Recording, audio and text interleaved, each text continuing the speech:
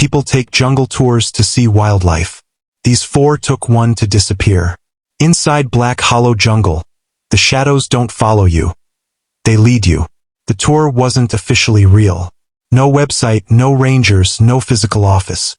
Just one line posted on a hidden travel forum. A night tour through America's darkest jungle. Untouched, extreme, unsafe. Under it, a single warning: don't speak after midnight. For friends still booked it. Tyler wanted footage for his channel. Joy didn't want to miss out. Malcolm thought it was some spooky tourist nonsense. And Ren had a bad habit of trusting the group even when her instincts screamed no. Their footage starts in a deserted parking lot beside an old visitor center. A dim lantern burns on a wooden post, barely lighting the ground. Everything else looks abandoned: broken windows, rotting wood, overgrown signs. Then the guide steps out. No intro, no smile. He keeps his face low, just past the reach of the lantern's glow, and says one thing: stay close. Don't wander. The jungle doesn't like new faces. He hands them cloth masks smelling of dirt and smoke, tells them to keep them on after midnight, and walks without waiting. The group follows because stupid people often confuse fear with excitement. The path into Black Hollow feels wrong from the first step. The trees grow too close together, their trunks blackish like burnt wood. The canopy is so thick even late evening feels like night. Every sound they make gets swallowed. Their footsteps should crunch on leaves, but they don't. It's like the ground absorbs everything. Halfway in, Malcolm mutters, "Why does it smell like wet metal?" The guide answers, "That means we're close." He doesn't say close to what. There are no animals, no wind, no natural sounds. Just the faint crackle of leaves somewhere to their left, always at the exact same pace as their steps. Ren keeps glancing sideways, whispering, "Someone's walking with us." The guide doesn't pause. "Don't look at them," he says. "They notice when you notice." Tyler tries filming everything, but the camera struggles. The jungle is too dark for its sensor. The image jitters, flickers, and picks up movement the naked eye can't catch. At times, tree shapes shift in the corner of the frame, like silhouettes stepping between trunks. But when Tyler turns his head, there's nothing, just thick darkness. By the time they reach the first clearing, the air feels heavy enough to choke on. The guide stops. "Midnight is close," he says. "Masks on." They obey. Even Malcolm. The next part of the footage is blurry, like the camera begins losing the ability to register depth. The group says nothing because the guide told them to stay silent. The jungle starts making noise again, not natural noise, but whispers. Rustling shaped like words. Raw breaths that don't belong to anyone in the group. Something is walking among them now. Not behind, not beside, through them. The camera catches a shape crossing right in front of Tyler. A tall figure, faceless, limbs too long, body thin enough to look woven out of shadow.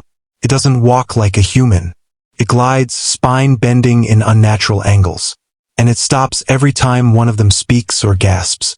Ren makes the mistake of whimpering. Quiet, but not quiet enough. The figure turns toward her. The guide whispers sharply, "Don't run." Ren runs. The jungle reacts immediately. Trees begin creaking, groaning, bending unnaturally fast, closing pathways like living things. Tyler screams her name but can't move. His legs shake uncontrollably as the shadowy figure chases her. Silently, quickly, fluidly. Her flashlight beam jerks wildly across trunks and branches as she disappears deeper into the black. Then the sound stops. No footsteps. No breathing. Nothing. The camera picks up something else instead. Ren's flashlight, still on, lying in the dirt. Something is standing over it. A tall silhouette perfectly still, like it is waiting, knowing the others are watching. The guide says, "She broke the rule." Malcolm grabs his arm. "What rule? You never told us."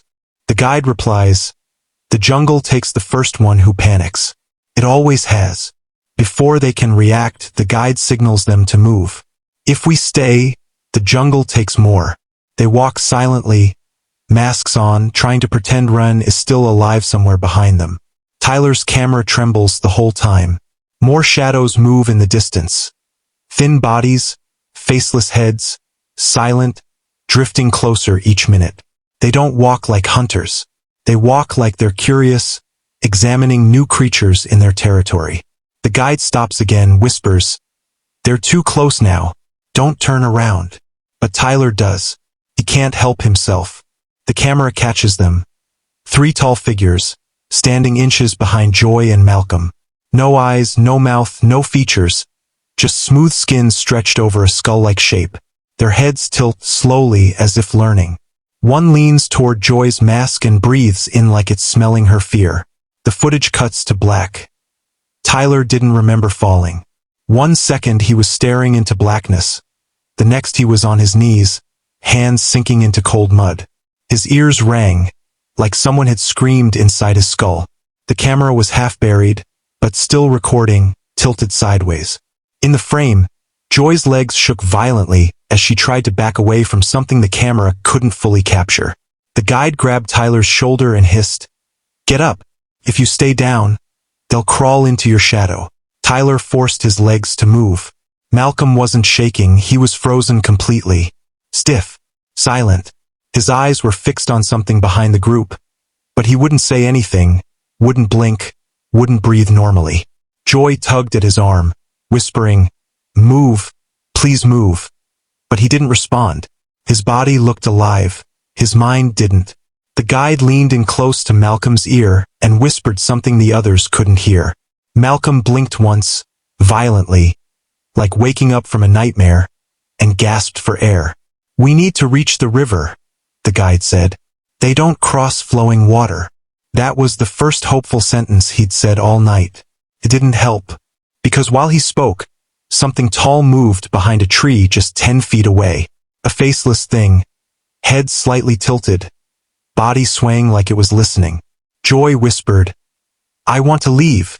The guide answered, "There's no leave until sunrise."